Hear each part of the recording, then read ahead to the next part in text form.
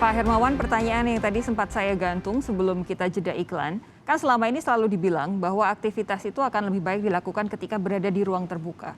Tapi kalau aktivitas ini berupa wisata dan kemudian banyak orang berkerumun dalam kondisi kasus sudah rendah, positivity rate secara nasional kita rata-rata 2% hari ini, potensi penularannya seperti apa? Tentu saja akan ada potensi penularan ketika ada keramaian kerumunan, apalagi intensitas di ruang publik, orang silih berganti, datang dan pergi. Kalau kita membedakan antara ruang tertutup dan ruang terbuka, perbedaannya hanya pada potensial aerosol dari droplet yang ukuran mikro. Nah, kalau misalnya ruang tertutup tentu bisa melayang lebih lama di udara dan pada akhirnya ini yang menyebabkan potensi transmisinya. Tetapi kalau di ruang terbuka, di area pariwisata, keramaian dan kerumunan, kerapatannya menyebabkan risiko transmisi terjadi. Itu pertama. Kedua, dari segi fasilitas publik.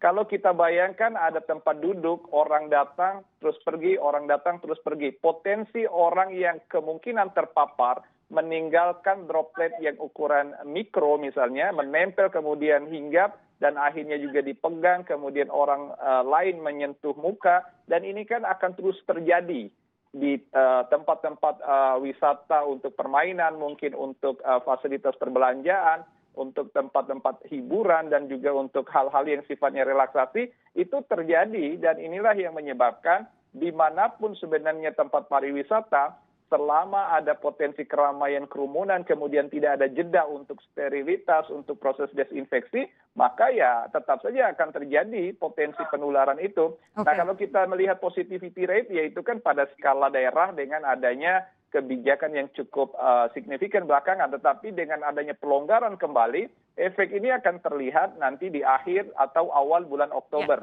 2021. Jadi kalau sekarang ini kan udah sekitar 2 minggu sebenarnya relaksasi penurunan level PPKM di berbagai wilayah dan pada akhirnya terjadi euforia. Euforia ini menyangkut 3 hal yang saya lihat, Mbak Sofi. Pertama, euforia karena vaksinasi yang terus coverage-nya menguat. Ya.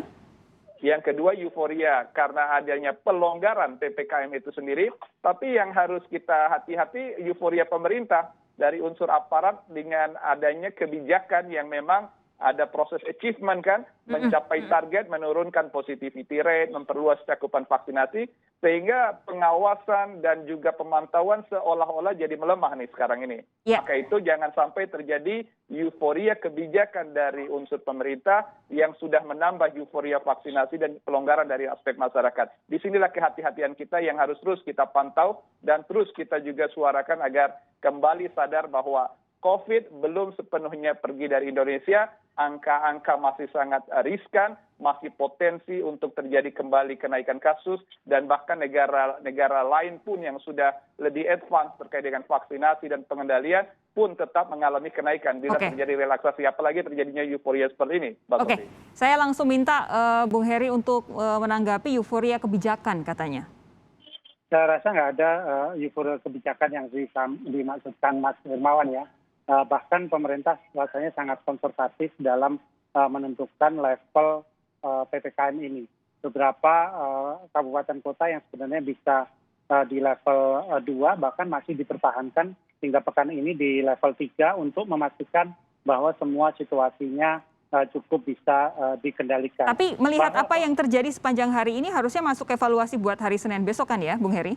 Betul, tentu saja. Ini minggu ini benar-benar rasanya cukup berat jika melihat fenomena di lapangan, dan ini akan menjadi masukan buat pemerintah untuk memastikan nanti di hari Senin bagaimana treatment masing-masing daerah itu. Kemudian koordinasi dengan satgas daerah ini kan dilakukan juga dalam hitungan hari ya, untuk kemudian memastikan di masing-masing daerah ini bisa menjalankan secara konsisten, sehingga pembatasan kegiatan masyarakat ini juga bisa dijalankan dengan benar.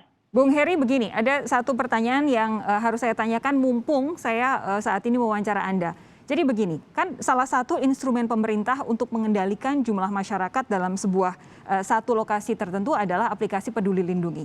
Supaya masyarakat check-in, ketahuan dia ada di mana, ketahuan statusnya dia, status positif atau negatif COVID-19 atau status vaksinasinya dia. Dan itu juga dilakukan untuk membatasi jumlah orang yang berada di satu tempat secara bersamaan. Tapi begini, ini kan selama ini yang jadi perhatian adalah untuk lansia di atas usia 70 tahun dengan anak-anak di bawah 12 tahun. Lansia karena mereka sangat rawan, anak-anak belum bisa divaksinasi. Tapi begini, sudah ada laporan bahwa ketika masuk mal misalnya, ketika masuk lokasi wisata, menunjukkan aplikasi Peduli Lindungi, di situ tertulis memang sudah ada 2 kali vaksinasi, begitu sertifikatnya, tapi usianya di atas 70 tahun, tidak diperiksa dan bisa masuk. Mentang-mentang di aplikasinya sudah ada sertifikat untuk 2 kali vaksinasi. Ini bagaimana untuk penerapan konsistensi aturannya? Iya, benar. Sekarang ini sebenarnya sudah dibentuk ya, ada surat edaran dari Kasatgas untuk masing-masing tempat-tempat publik itu membentuk namanya Satgas Protokol Kesehatan. Nah ini SOP-nya ini memang harus disamakan dulu Mbak Sophie dan dibentuk dulu institusinya sehingga sistemnya bisa kita kendalikan dengan lebih baik lagi. Kalau kemudian terjadi ada usia 70 tahun masuk, itu mungkin secara kasuistik karena juga ketidaktahuan petugas di lapangan ya. Tetapi makin ke depan kita harus ingatkan dan juga kemudian memastikan bahwa yang belum divaksinasi itu sama sekali tidak boleh masuk, termasuk yang anak usia di bawah 12 tahun tadi. Nah ini tinggal bagaimana pada akhirnya sebuah sistem yang dibangun itu bagaimana kemudian ditegakkan dan diawasi termasuk kemudian menyiapkan sanksi-sanksi yang diperlukan.